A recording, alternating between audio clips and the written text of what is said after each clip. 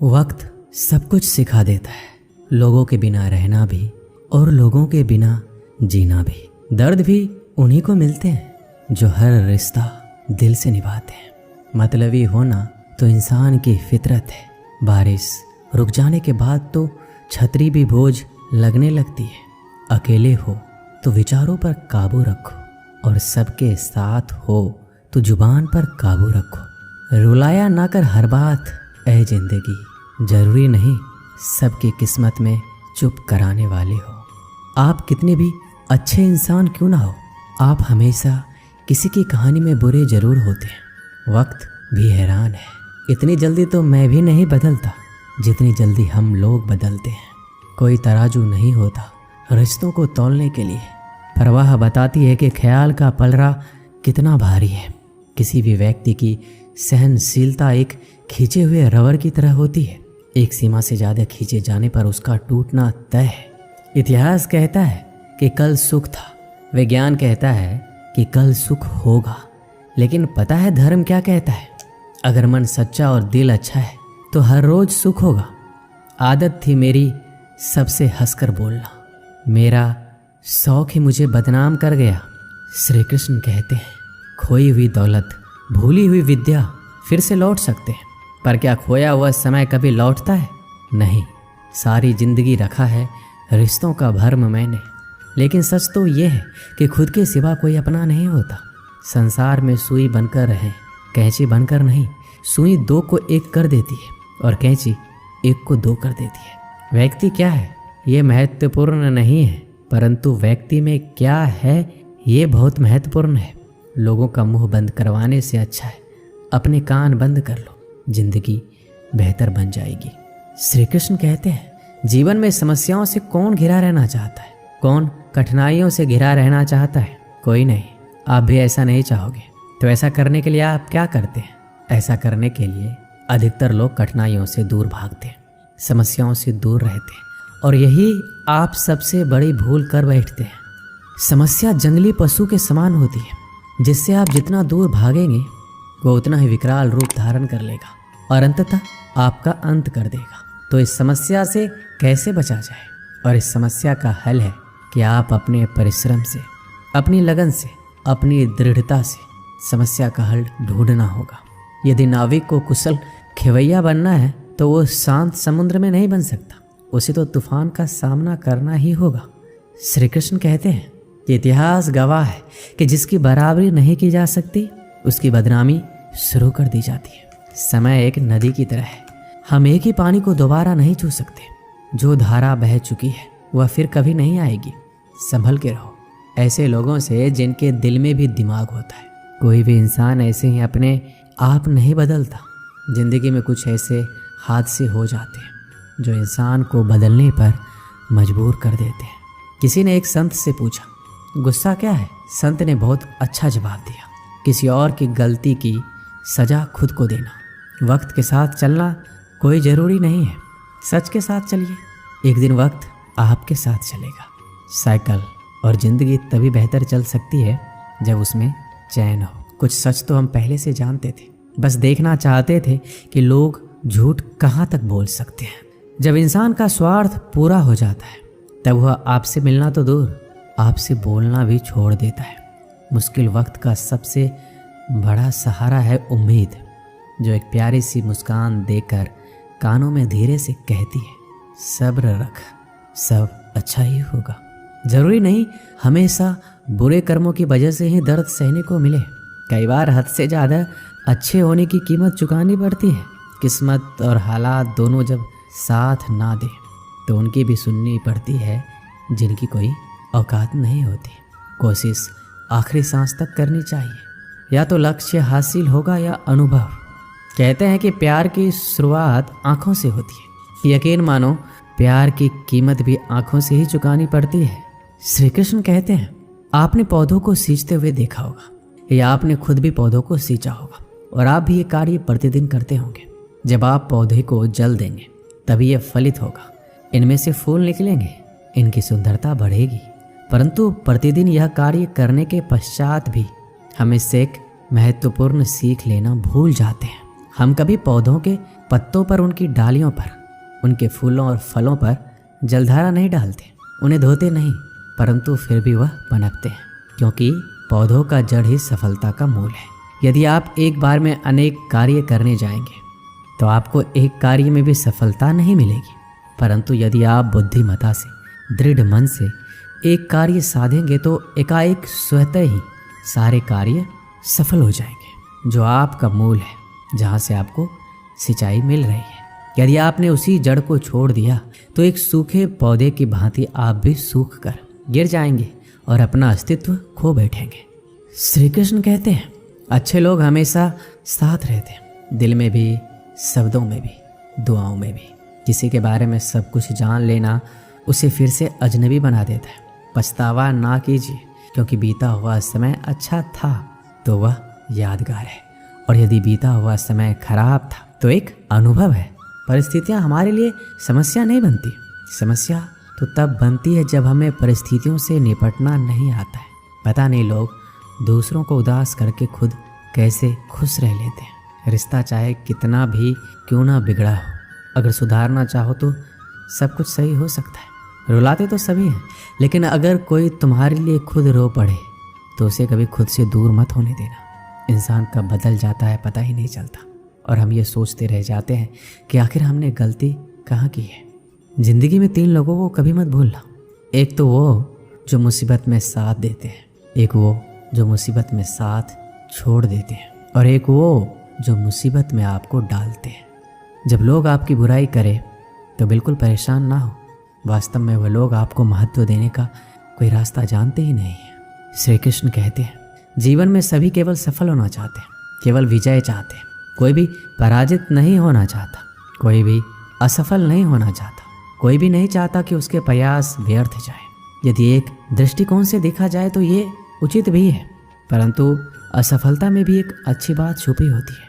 मैं बताता हूँ। सफलता आपका परिचय संसार को देती है, विजय के पश्चात संसार आपको जानने लगता है, और असफलता आपका परिचय संसार से करवाती है। पराजय के पश्चात आप अपने जीवन को जानने लगते हैं। इसलिए सफलता और असफलता से घबराए नहीं। यदि आपकी सोच सकारात्मक रहेगी तो यही सफलता, यही पराजय आपको और अधिक शक्तिशाली बनाकर प्रस्तुत करेगी और जीवन में विजयी बनाएगी। श्री कृष्ण कहते हैं, तारीफ एक ऐसा चंदन है जिससे दूसरों को लगाए तो आपके हाथ अपने आप महकेंगे। समझने वाले तो खामोशी भी समझ लेते हैं, और ना समझने वाले तो जज्बातों का भी मजाक बना देते हैं। जो आपकी खुशी में अपना दर्द भूल जाए, उस इंसान से ज़्यादा आपको कोई प्यार नहीं कर सकता। ये जिंदगी तमन्नाओं का गुलदस्ता ही तो है, कुछ महकती है, कुछ मुरझाती है, कुछ चुप जाती है। खुद को अच्छा बना लीजिए, दुनिया से एक बुरा इंसान कम हो जाएगा। भरोसा सब पे करो, लेकिन सावधानी के साथ, क्योंकि कभी कभी खुद के दांत ही जीभ को काट लेते हैं। जिंदगी की रफ्तार बहुत तेज है, सुबह का दुख शाम को पुराना हो जाता है। कोई भी व्यक्ति इस संसार में हमारा दोस्त या दुश्मन बनकर नहीं आता है। हमारा व्यवहार ही लोगों को दोस्त और दुश्मन बनाता है। सबसे मुश्किल रास्ता वह है जिस पर आपको हमेशा अकेला चलना पड़ता है, और असल में वही रास्ता जिंदगी में आपको मजबूत बनाता है। बड़ों का दिया हुआ आशीर्वाद और अपनों की दी हुई शुभकामनाओं का कोई रंग नहीं होता, लेकिन जब ये रंग लाते हैं तो जीवन में रंग भर जाते हैं। श्री कृष्ण कहते हैं, कभी कभी हमें लगता है हमारे अपने, हमारे हितैषी, हमारे माता पिता को हमारे मन की बात ही नहीं समझ आ रही है, जैसे उन्हें हमारे हर कार्य, हर निर्णय में खोट दिखाई दे रहा है, और ऐसे में हम विद्रोह कर बैठते हैं। ऐसी अवस्था में हमें वही अच्छा लगने लगता है जो हमारे मन की बातों का समर्थन करे। हम उसे ही अपना हितैषी समझ लेते हैं, परंतु जो आपसे मीठी बातें कर रहा हो वो आपका हितैषी है, यह आवश्यक नहीं है। कुछ विषैले फूल बड़े सुंदर दिखते हैं, कुछ विषैले फल असाधारण रूप से बड़े स्वादिष्ट होते हैं, और ये भी आवश्यक नहीं कि हमारे रोगों का निदान करने वाली औषधि सदी मीठी हो। इसलिए विष और औषधि में अंतर को परखने का प्रयास करें। हो सकता है जो आपके हित की बात कर रहा हो वो आपको संकट के गर्त में ले जा रहा हो। श्री कृष्ण कहते हैं कि बात बात पर आवेश में ना आए। हो सकता है कि आपके माता पिता की कड़वी बातों में आपका हित छिपा हो, और माता पिता को भी प्रयास करना चाहिए। यदि उनकी संतान अनुचित निर्णय ले रही है तो उसके अनुचित होने का भान प्रेम से समझाना है, दबाव और शासन से नहीं, क्योंकि कभी कभी कटु शब्द और कटु वचन अनुचित निर्णय को और पक्का कर देता है। श्री कृष्ण कहते हैं, पानी समंदर में हो या आंखों में, गहराई दोनों में होते हैं। खुशी के लिए काम करोगे तो खुशी नहीं मिलेगी, मगर खुश होकर काम करोगे तो खुशी जरूर मिलेगी। कुछ रिश्ते बस निभाने के होते हैं और कुछ जताने के लिए। खुशियों का कोई रास्ता नहीं है, खुश रहना ही रास्ता है। अपना वजूद ऐसे बनाओ कि कोई आपको छोड़े तो आपको कभी भुला ना सके। हमारी समस्या का समाधान केवल हमारे पास है, दूसरों के पास क्या है? दूसरों के पास तो केवल सुझाव है। जीवन में प्रयास सदैव कीजिए। लक्ष्य या अनुभव दोनों ही अमूल्य है। अहंकार की बीमारी शराब जैसी होती है, खुद को छोड़कर सबको पता चलता है कि इसको चढ़ गई है, बस सिर्फ हंसते रहो। दुनिया वाले सोचते ही रहेंगे कि इसको कौन सा सुख मिल गया है। सफलता की पोशाक कभी तैयार नहीं मिलती है, इसे बनाने के लिए क्या जरूरी है? मेहनत का हुनर। खुश रहना चाहते हो तो 5 बातों पर ध्यान दो। पहला, बीते हुए वक्त को भूल जाओ। दूसरा, वर्तमान में जियो। तीसरा, भविष्य की चिंता ना करो। चौथा, खुद की तुलना दूसरों से करना बंद कर दो। और 5वां, अपने काम को टालना बंद करो। ये आवश्यक है। श्री कृष्ण कहते हैं, हम सभी बचपन से ये सुनते आए हैं कि अच्छे मित्र हमारे जीवन को पूर्णतः परिवर्तित कर सकते हैं। परंतु कौन? जिनसे आप प्रश्न पूछें और वो मित्र बिना किसी पक्षपात के, भय रहित होकर, बिना किसी लालच के आपको उचित उत्तर दे। परंतु सबके समक्ष ये समस्या आ जाती है कि आज के समय में ऐसे मित्र मिलना दुर्लभ है। वो तो होते ही नहीं। परंतु आपको मैं एक बात बताता हूँ, हम सबके पास भी एक ऐसा मित्र होता है, बस हम उसे पहचान ही नहीं पाते। वो है दर्पण। दर्पण के समक्ष खड़े होकर आप स्वयं से पूछिए कि यदि आज आपका अंतिम दिन होता तो क्या आप वही करते जो आप कर रहे थे? आपको उत्तर मिले या ना मिले, परंतु आपके दिशा अवश्य बदले। इसलिए आपसे अतिरिक्त आपका सबसे घनिष्ठ मित्र, सबसे अच्छा मित्र कोई नहीं है। श्री कृष्ण कहते हैं, सब कुछ सहन करना भी चाहिए, क्योंकि हम में भी ऐसी बहुत सी कमियां हैं जिन्हें दूसरे सहन करते हैं। अज्ञानी व्यक्ति गलती छुपाकर बड़ा बनता है और ज्ञानी व्यक्ति गलती मिटाकर बड़ा बनता है। यह मौत भी बड़ी अजीब चीज़ है। एक दिन मरने के लिए पूरी जिंदगी जीना पड़ता है। किस्मत हमारे हाथ में नहीं, पर फैसले तो हमारे हाथ में है। किस्मत हमारे फैसलों को नहीं बदल सकती, पर फैसले हमारी किस्मत बदल सकती है। हर चीज़ अपने वक्त पर। बस एक प्यार है जो कभी बूढ़ा नहीं होता। जीवन में ज़्यादा रिश्ते होना ज़रूरी नहीं है, जो रिश्ते हैं उनमें जीवन होना ज़रूरी है। सच के लिए लड़ने का हुनर सीख लो, क्योंकि कुछ सांपों के डर से शेर जंगल छोड़कर नहीं जाते। ये जिंदगी है, यहाँ पीठ पीछे छुरा मारने वालों को निर्दोष और भरोसा करने वालों को दोषी मानते हैं। श्री कृष्ण कहते हैं, हम सब शीघ्र ही सफलता चाहते हैं, ढेर सारी संपत्ति और सुख चाहते हैं। ऐसे में हम कई बार छोटे मार्गों को चयन कर लेते हैं, वो मार्ग जिनमें परिश्रम नहीं होता, जिनमें होता है तो केवल छल, कुटिलता और भाग्य का सहारा। जैसे कि जुआ।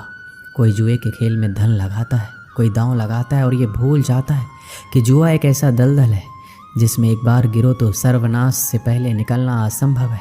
यदि आप जीतते हैं तो जीतने की भूख बढ़ जाएगी। यदि आप कुछ हार बैठे तो उसे पुनः पाने के लिए आप फिर से खेलेंगे।